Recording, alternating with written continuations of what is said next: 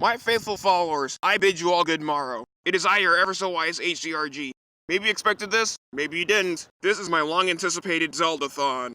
As I'm sure everyone's aware of by now, it's been more than 30 years since the inception of this ever-so-celebrated action-adventure/RPG franchise on the Famicom Disk System, around the same time as both Metroid and Kid Icarus, not to mention the brainchild of Shigeru Miyamoto and Takashi Tezuka, both of Super Mario Bros. Fame, obviously.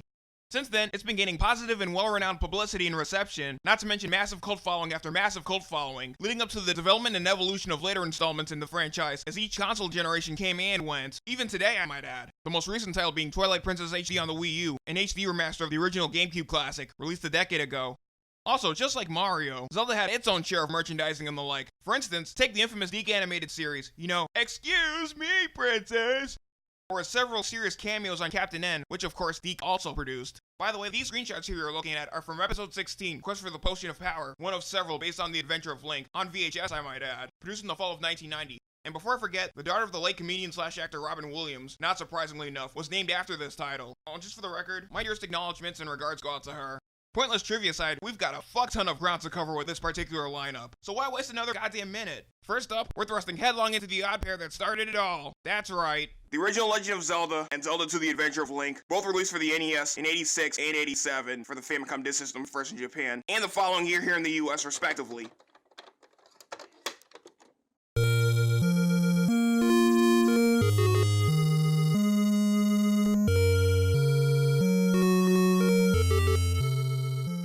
Getting to the central plot line, with which I'm sure everyone's familiar by now, right? It's in the glorious kingdom of Hyrule, and its sole ruler/heiress, hence this game's title, has been shanghaied by the Prince of Darkness Ganon. The relics that they possess are known as the Triforce, and their respective attributes in terms of said relics, two of the three of course in this entry's case, are wisdom and power. And for the record, as of this particular outing, the third and final attribute of the Triforce, namely courage, doesn't exist yet, at least not until Zelda 2, which will also be covered later. Prior to her capture, Princess Zelda has taken it upon herself to deteriorate the Triforce of Wisdom into 8 fragments, and have since been isolated throughout the entire fucking kingdom. Now it's up to you, as Link, or whomever the hell you decide to name him upon starting, likewise with the later installments, to recover the distantly disseminated fragments, eventually vanquish Ganon's repugnant ass, not to mention his endless, vindictive minions, and of course rescue the fair Zelda. Shit, as if we haven't heard tales like this too goddamn often! And before I move on any further, take note that this latest 4-in-1 lineup of a review will be semi-spoiler heavy. Despite most of the research I've done regarding the series, if you plan on experimenting with this and other Zelda games yourself, I strongly advise against continuing to watch this review any further.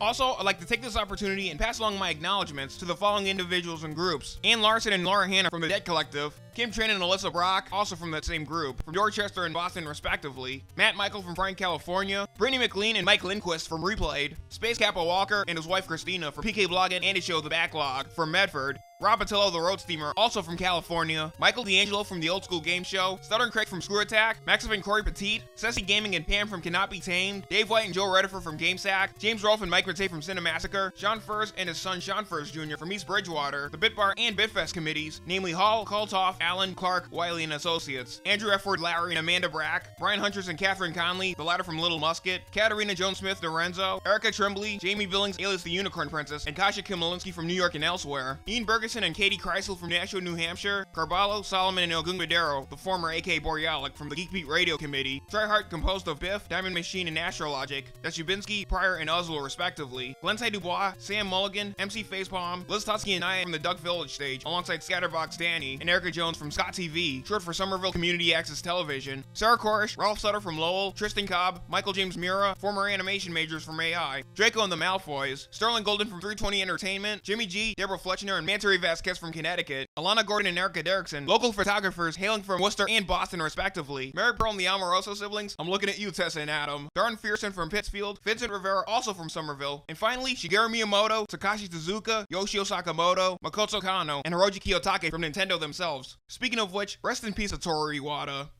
With all this out of our system, taking a huge leap of faith into the gameplay aspect, being much more than just your garden variety top view action adventure RPG hybrid. In fact, fuck no, further beyond even that. Your quest begins in Hyrule no less, as mentioned earlier, and Link's reduced to fuck all but his standard walking abilities and a small wooden shield, the latter of which is effective if you're not attacking. But upon entering that ever so familiar northwestern cave is when he's introduced to his first sword, hence that ever so recognizable dialogue. And well, it pretty much speaks for itself, right? And from there, you're out venturing through the entire realm, kicking all kinds of ass, racking up tons of rupees, which for the record is the official currency of the series, in order to purchase mandatory items and enhance your inventory, discovering unknown secret areas and bonuses, and most importantly, trekking through and persevering through perilous dungeons in order to recover those same 8 crumbled and separated Triforce fragments. But as one could have expected, and let's hope to God I'm not sounding too redundant here, it's easier the hell said than done. Also, be prepared to do a crap ton of backtracking and grinding throughout, especially during the second quest, which will be discussed eventually, likewise with both the aforementioned secrets and dungeons. Your rudimentary controls consist of your D-pad to make Link traverse in a specific direction, up for north, down for south, left for west, and right for east. Start and select lowers and or raises your inventory menu in tandem with the D-pad, and pauses your activity on the fly respectively. And finally, B to utilize any item from said inventory menu, and A to attack with his current sword, which for the record emits a dynamic as fuck blade beam, only if you're at full health regardless of which type you wield. And as the Brits would say, easy peasy lemon squeezy, right?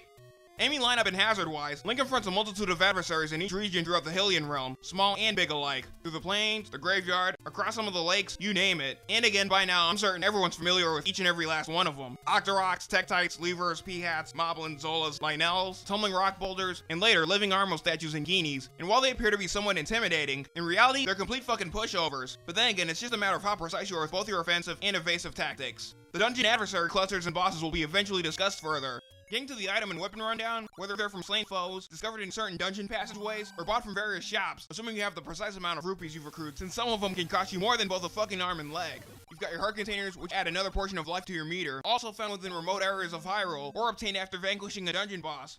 Normal hearts and fairies, both of which individually replenish 1 health quantity and a substantial amount of them, and take note the latter can be visited in fountains for instant life recovery. Clocks that freeze all enemy activity in place until you depart from your current screen. 2 types of medicinal potions, both of which restore Link's vitality, one blue and another red, good for 1 and 2 doses respectively. The letter from the old man, you deliver it to the old woman, and she'll offer you one of the 2 aforementioned potions, or in some cases a heart container. Then you've got that expensive as hell monster bait, which comes in handy for bypassing the grumbling gorillas in certain dungeons. Then there's the Raft and Step Ladder, used for crossing vast rivers throughout Hyrule, and traversing over short gaps in rivers and or dungeons singularly.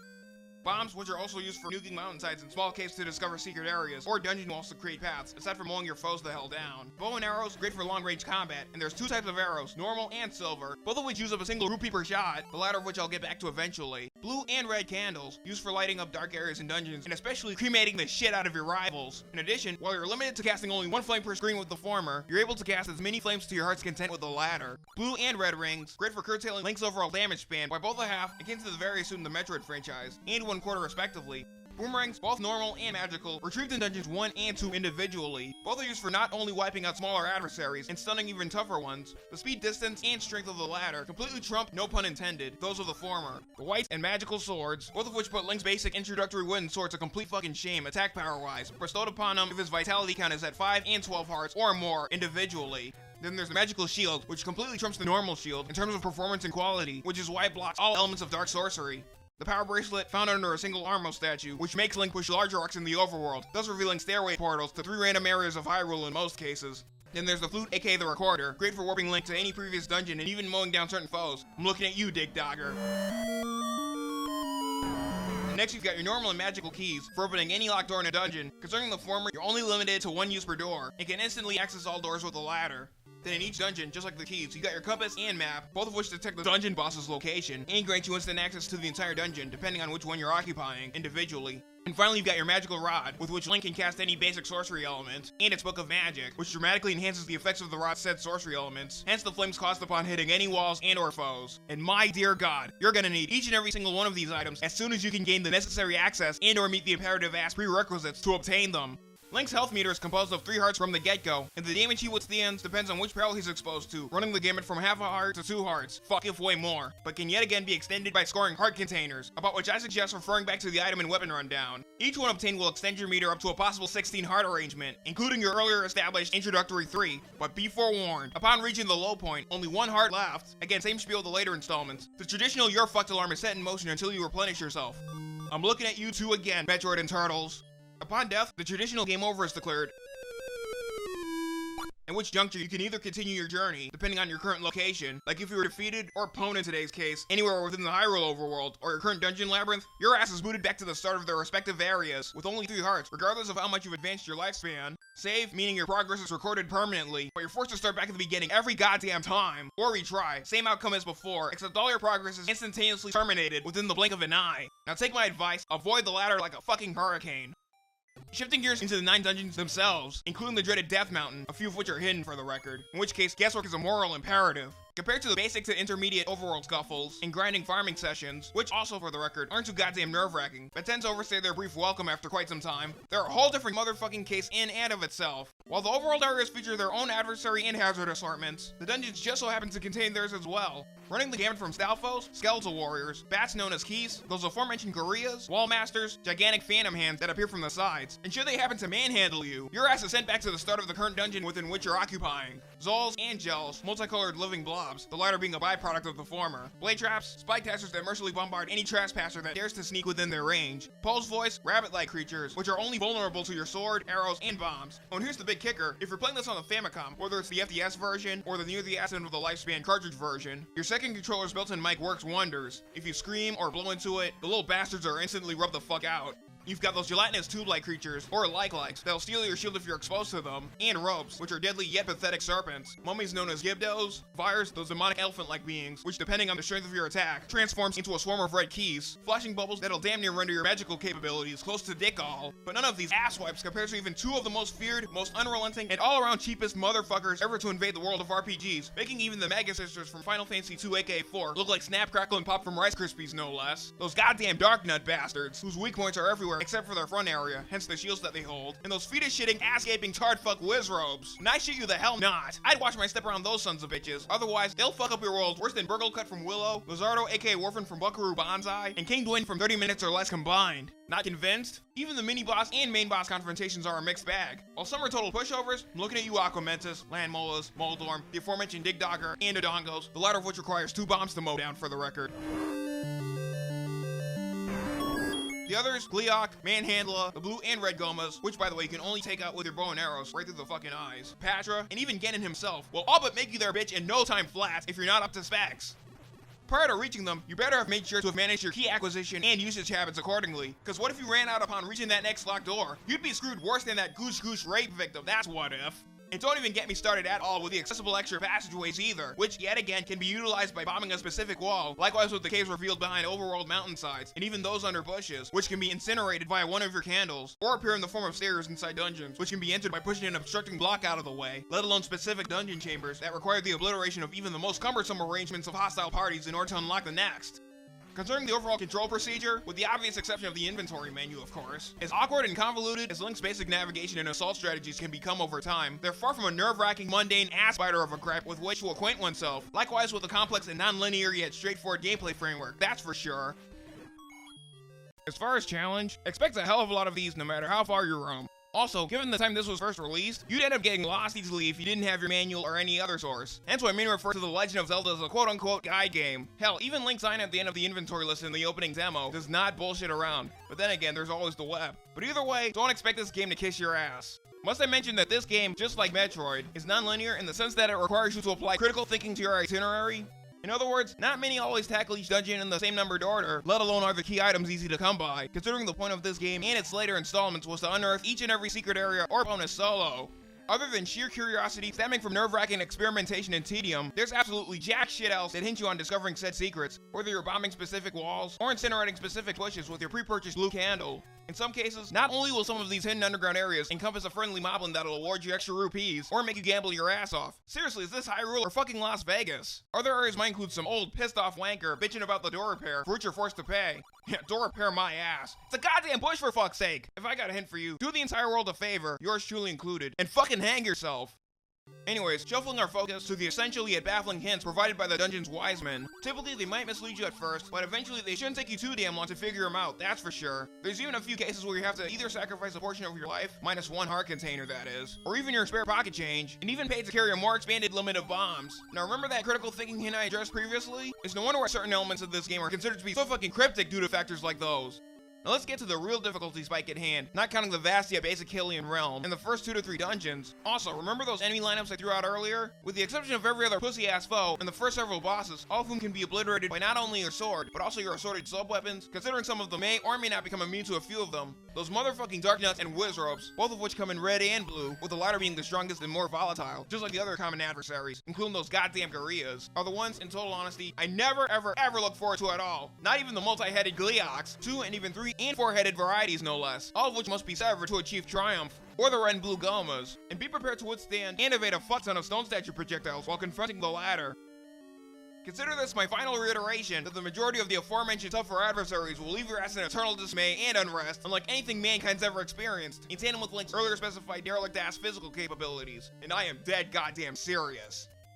You thought I'd leave Death Mountain, aka the 9th and final I might add, out of the equation? Guess the fuck again. By this point, if you've recovered and fused all the 8 deteriorated Triforce pieces, brace yourself for a bordello of anarchy and anguish beyond imagination, as most of the latter assortment of non-boss adversaries and the bubble hazards will make damn sure your health meter doesn't go above the required safe amount to reach their guardian. Same story with the Patrick confrontations. And the less I say about the random dark chambers and dead ends you'll accidentally run into, the better. My 2 cents for this finale alone, be sure to have the blue ring equipped beforehand, and use a detailed map from the web, since they completely trump what's provided in-game. Seriously, not going there. And if you're able to think back to the only 2 enhancements in this labyrinth, namely the red ring and the silver arrow, more power to you. And while we're still touching upon the latter, prior to reaching that big bad motherfucker of a dark prince / wizard, you better have made sure shit to have obtained it in advance, because otherwise I'd consider both myself and my chances of accomplishment fucked beyond all expectations if I were you.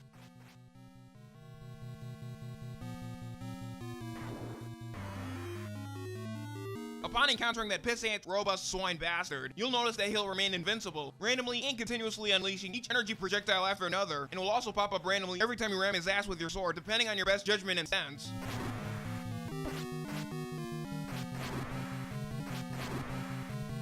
Wash, rinse, and repeat, and when he's at his most vulnerable state, aim and fire the silver arrow into his rotting corpse, and the cocksucker's incinerated to ashes, thus leaving behind his once claimed Triforce of power.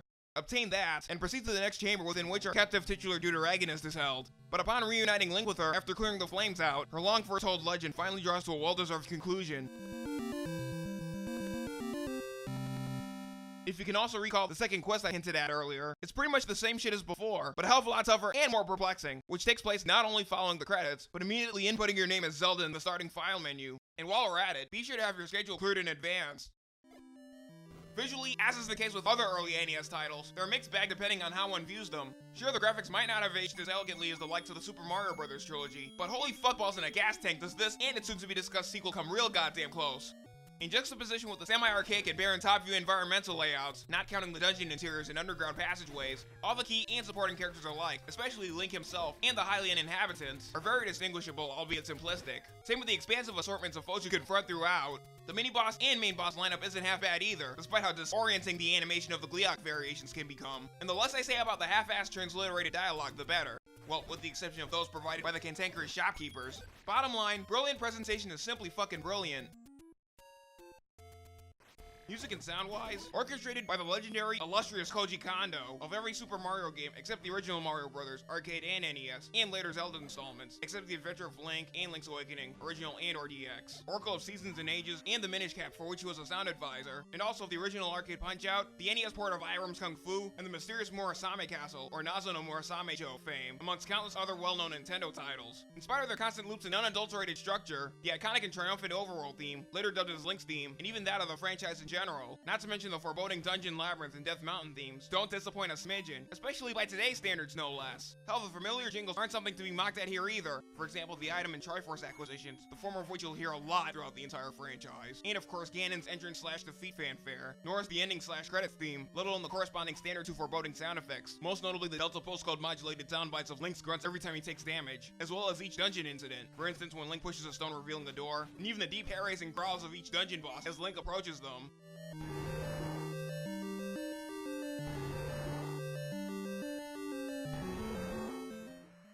Replayability-wise, in tandem with the mini challenges you'll be faced with throughout, and considering what a massive success it turned out to be, just like with Metroid and other well-known NES titles of the era, selling millions of copies worldwide due to every redeeming factor and advantage I've addressed, about which I cannot stress enough in reminding everyone to refer back. It's no secret that Mini, even to this very day I might add, will be revisiting this unforgettable quest that is The Legend of Zelda for generations and generations yet to come. But heed my tips and teachings well. Heed them like you've never heeded them before.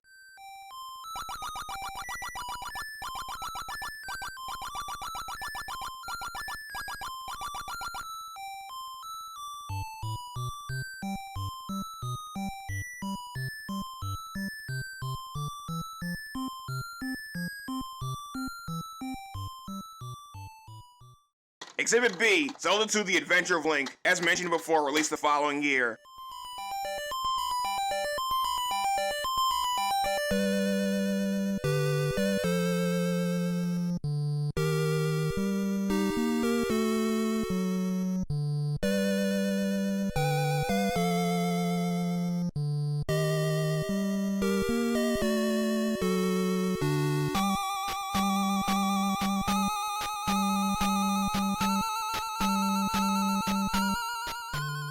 Notwithstanding all the features from the previous outing being retained here, paraphrasing Nintendo Power, this installment's nothing short of a radical and refreshing departure from it. Lil Sarah R, take it away.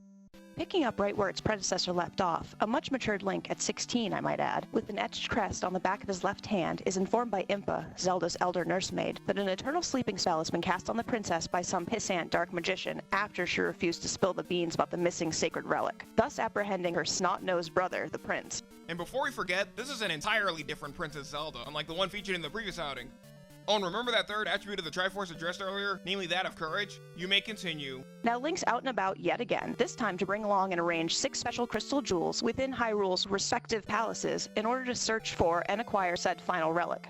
However, followers of the recently vanquished Ganon are hell-bent on ensuring Link's imminent death to resurrect that dark-hearted son of a bitch. How, one might ask? Get this, by extracting Link's own Hylian blood. What the fuck? I know, right? I mean, talk about some bizarre graphic shit, especially for NES standards, no less. Overreaction aside, shifting our focus to the gameplay, and it's all you, Little Sarah R. Theoretically, much unlike the previous installments, this is more or less a side-scrolling action platformer, with the signature top-view scenarios applied, despite the trademark feature it retains. Starting off in Hyrule Temple, aka North Castle, we see that same alternate Zelda lying under that eternal sleeping curse, with a few torches surrounding her, thus segueing into the aforementioned top-view scenarios as Link reaches his myriad of desired destinations. More often than not, during your travels, random enemy confrontations will occur, hence their dark silhouettes. Same story with the occasional fairies, in said case should you happen to be in deep shit, health-wise, aside from visiting towns, of course. And that's just the whole tip of the iceberg. The controls, however, are an entirely different story.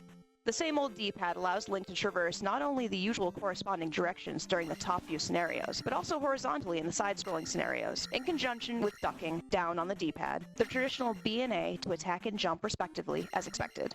And in the case of this current installment, Select allows Link to summon any magic incantation, more of which will be discussed later, and Start opens and closes your submenu, including how many lives and keys Link possesses, how many crystal jewels he's got remaining, and the multitude of items and magic incantations Link's learned. The latter of which, as you just pointed out not too long ago, he can cast at any time, the first being the shield, of course. As well as pauses and resumes in the top view scenarios. There's even 2 types of aerial thrusts that Link learns from 2 former Hylian soldiers, performed by inputting a specific direction in conjunction with a new imperative accessory, both of which will be elaborated upon eventually. In addition to the various adversary confrontations you'll engage in, composed of the same dickwads from the last game, the usual Tektites, Octoroks, Moblins, Gorias, Stalfos, Bits and Bots, reminiscent of the Zols and Gels, Aches and Aikman, reminiscent of Keys, the latter of which are able to transform into a near-humanoid state, and others in juxtaposition with newer and more volatile adversaries running the gamut from Loaders, Megmats, those fucking Garus and Dairas, the 2 common Lizalfo soldiers, Mobies, Dealers, Geldarms, Bagos, that would be Bagos. Wasus, that would be Wosus, commonly referred to as tin suits, demonic mace-throwing Gumas, Iron Knuckles, Doom Knockers, and the like. There's an experience counter at the top right indicating how many points Link's accrued, and the corresponding point count-based interim at which Link must reach in order to enhance one of his 3 attributes, his health, attack, and/or magic, depending on a specific amount. Hell, there's even bags of experience, hence the P-bags, discovered randomly or dropped from slain foes, containing variations of 50, 100, 200, or 500 point increments for a much-needed jolt. And fuck no, they do not contain urine or peanuts, period. I'm looking at you two, AVGN, and some call me Johnny. Take note, upon enduring damage from pointed weapons, for instance a Moblin Spear or a Tinsu's Blade, Link's current experience is deducted by a certain amount, amongst many other chaotic dilemmas to watch out for. All in all, be prepared to engage in a fuck ton of time-consuming grind sessions, even as you meet the most ungodly prerequisites known to all gamerkind, and reach the more ominous incidents, the most infamously noted ones being Death Mountain, and even the Great Palace at the end. More tad little RR? Aside from the forests, open fields, swamps, caves, and palaces, towns play an essential role like most RPGs out there. Not only does Link earn a steady break from his intense struggles, both his life and magic can be restored within certain houses, given that he speaks to the right inhabitants. In said case, a younger to middle-aged peasant lady and an old lady respectively. Other inhabitants include wise men, about who, before reaching them, you're informed by their closest relatives. And these guys are where your new magical incantations come in upon visiting their underground chambers.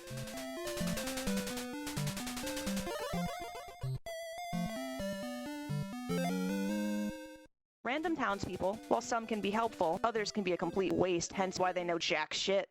And the infamous error, the latter of whom I advise preparing to also watch out for. Getting to the incantations themselves, all of which require you to reach a specific level in order to master, and use up either a substantial or ample capacity of magic, Link starts out learning the shield from the Wise Man in Rauru, which Link's damage span is curtailed by half, just like the blue ring in the previous game.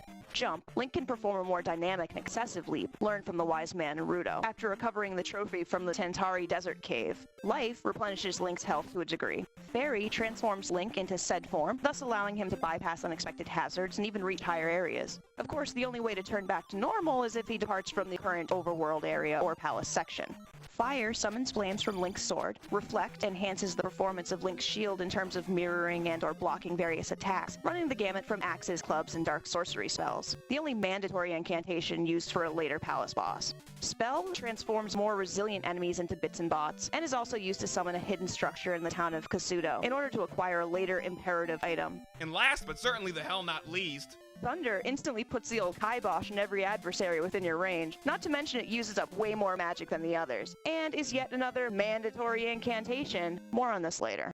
in terms of the palaces Link has to traverse through in order to fulfill his myriad of goals, these specific areas are where those assorted enemy lineups come into play, in tandem with not only the necessary items to acquire within. For example, you got your traditional door keys, candle for lighting dark areas, extra life dolls, the handy glove, the raft, boots, the flute, what have us, along with others that can be obtained outside, including the standard heart containers and all new magic containers. But predominantly, the assorted treacherous horseshit you'll confront, most notably the collapsing bridges as you traverse on them, normal and giant bubbles, both of which take a blasphemous shit ton of hits to destroy, with the latter resorting to splitting into two clones of the former, after being struck thrice. Take my advice, use either an NES Max or Advantage, unless you're prepared to develop a serious, irreversible case of CTS. Stone statues mounted atop pillars that spit out orbs as ever, instant death lava pits, as well as random unseen pits that lead to another palace area, and of course the iconic dragon and wolf statues, Ra and Mao respectively, that appear both mounted on walls and separated in suspended animation in mid-air no less, in the style of the Medusa heads from Konami's Castlevania franchise, to name several. And don't even motherfucking get us started with the bosses either. Horsehead, Helmet Head, Rubberneck the Guardian Iron Knuckle, Karak, Guma, Barba, and finally Thunderbird. Not to be confused with the mid-60s British TV series featuring marionettes, which by the way served as the inspiration for Parker and Stone's Team America World Police, followed by Dark Link, aka your own fucking shadow. And I swear to Christ almighty, if your offensive strategies and judgments aren't up to snuff by the time you face them, those heartless, bloodthirsty motherfuckers will all but guarantee your ass gets taken down in no time flat like it's no one's goddamn beeswax. Thus, as always, leaving you in everlasting melancholic unrest unlike anything the world's ever fathomed. And did I forget to mention Link has 3 lives here, unlike the other entries no less? In the true fashion of any other action platformer titles out there, should you get exposed to any hazard, aside from enduring extreme damage from adversary offenses of course, an instant life loss ensues, as one could possibly expect. Waste all 3 and it's an instant goddamn game over. Hence this iconic cutscene with a malevolent evil laugh. And be both forewarned and prepared to see this a lot, as it will be forever burned into both your retina and earlobes. Beyond said juncture, unlike its predecessor, even if you saved your progress, meaning all your items, spells, and attribute-based level enhancements are retained, not only are your current experience points reset to dick all, you're left with no other recourse but to start back at Hyrule Temple every motherfucking time, regardless of your headway and or distance, with the exception of one later interval. I mean shit, even if you got your ass handed back in a palace or cave despite your efforts, you'd still end up with a huge slap in the face. No, scratch that. A hard right hook to the nads, thanks to this one set of penalties alone. I mean, seriously Nintendo, what the fuck? Anyways, all hyperventilating aside, as long as you're able to divert yourself from all the semi-balanced difficulty it brings, hence the focus of our next topic, and the partly intricate control aspect this game offers, specifically Link's versatility and traction, in terms of timing his leaps in both his mid-air and grounded swordplay tactics, amongst many reasons why it's considered the series' black sheep. In other words, while some see these features as benefits, others tend to view them as a myriad of nerve-wracking handicaps. We're looking at you, Metroid 2, Castlevania 2, SMB 2 aka Doki Doki Panic, and of course Snake's Revenge. Anyways, in spite of all this, it shouldn't be too much of a bastard to adapt to, nor should it be immensely humdrum. Challenge, little Sarah R. Just like the previous game, each and every tip we've addressed throughout applies here, not only with the side-scrolling enemy altercations, but also those earlier addressed grievances, about which we strongly suggest referring back to for the sake of avoiding redundancy. More than that, you'll be faced with discovering the usual hidden secrets, be they structures, areas containing those earlier established items, power-ups, or most notably, Bagu's house in the forest outside Saria Town, which, in order to summon its bridge going both ways, you have to visit and obtain his note to the guards, some of which you'll learn from talking to various townspeople, as hinted previously. In conjunction with figuring out specific weapon and or incantation weaknesses for certain bosses. For instance, the Reflect can only be used against that tall, dark red whiz-rope fuck Karak, Or Karak. in order to avoid its projectiles. Oh, and remember that thunder incantation we threw out earlier? Upon confronting and attempting to wipe out the Thunderbird in Great Palace, aka the game's final, most nerve-wracking and anxiety-inducing test of wits, it can only be harmed with just that one incantation alone, keeping in sync with the tradition of its predecessor, in terms of needing the Silver Arrow to exterminate Ganon. If the Thunder spell isn't on you prior to this once-in-a-game-span event, consider your chances of victory piss all. And since we're on the subject of the Great Palace, be prepared for more of the same fucking chaos against which you've pitted yourself throughout, except cranked up by over 9,000. More resilient foes, including the all-new gigantic Bit Boss, and the Fakaru and Faka soldiers, Fokaru and Foka, Fire Phoenixes and Bird Knights respectively. did we mention they'll send your ass straight to the 25th level of hell and beyond if you're not totally on your guard? Before I forget, if you die and continue there, you're taken back to the beginning of just this one area alone, hence that other later interval we threw out there. It would have been more of a convenience if, oh, I don't know, every other goddamn palace in the game contained that same luxury. Alright, last hypervent phase for us ever. Anyways, keep in mind the same exact hints discussed so far, and be sure to utilize every healing house within every town, and keep an eye out for every fairy and extra life doll in a fix, cause as always, trust us, you'll need these as soon as you're able to obtain them, in addition to enhancing the levels of your three main statistic attributes to their highest possible extents, which for the record, also awards you an extra life upon gaining 9,000 points regardless of which attribute. But that's not all the advice we've got permanently set in stone, oh shit no. Let's get back to those aerial thrust skills we've addressed a while ago. Both the iconic upward and downward skills are bestowed upon Link by two former Hylian knights in the mountain town of Darunia and the harbor town of Mido, respectively. It can be very useful against higher and mid-level aerial enemies, smaller grounded foes, as well as the tougher Iron Knuckle variations and other rivals, and of course breaking a multitude of blocks. Not to mention they do more than give Link an extremely dynamic edge in terms of bouncing off his foes. Graphics, little Sarah R. Trumping its ancestor by a landslide, if not by that much. Each of every Hylian environment layout is very distinctive, and not as barren by comparison in spite of the console's memory limitations. Both in the top view and side-scrolling scenarios, akin to Final Fantasy, Dragon Warrior, and Castlevania respectively, Link himself isn't much of an eyesore here, mostly in terms of his side-scrolling appearances, though his top-view avatar is hardly recognizable. Likewise with his supporting peers and opposing rivals. Sure, the overall presentation might not be as radiant and distinguishable as one might expect, but you gotta hand it to the designers, seeing as how they were experimenting with varying scenes, making Hyrule less barren and more invigorating and lively than ever before, most notably in the town areas.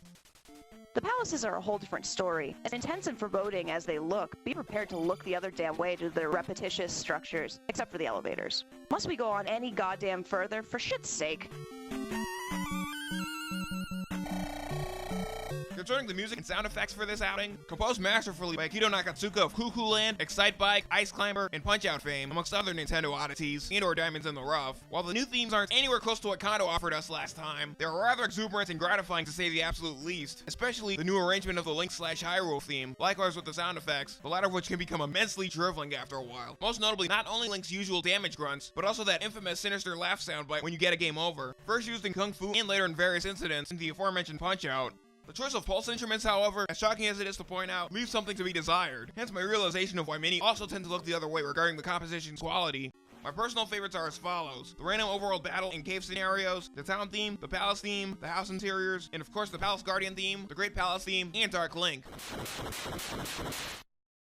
Replay value, Sarah R. Notwithstanding all the common stumbling blocks laid down thus far, including the obvious variations from its predecessor, and how underrated the specific outings become due to its said infinitude of gripes and differences resulting in countless fan divides, as long as you're able to look the hell past them all, buckle down to the primitive, if at times irksome and mundane mechanics, and most importantly, regard it as its own individual game for what it initially introduced, versus nitpicking over and or reprimanding its reputation as a sequel. In other words, fuck popular opinion. It's no secret that you'll be perpetually bouncing back into The Adventure of Link. Therefore, I don't foresee any clean-cut impetus to even think about abandoning and or dismissing this outing any longer. Yeah, I'm so with you there. It's no wonder many rip on this because it's different from the others. Like, honestly, obliterate that fucking mentality and accept it for what the hell it is.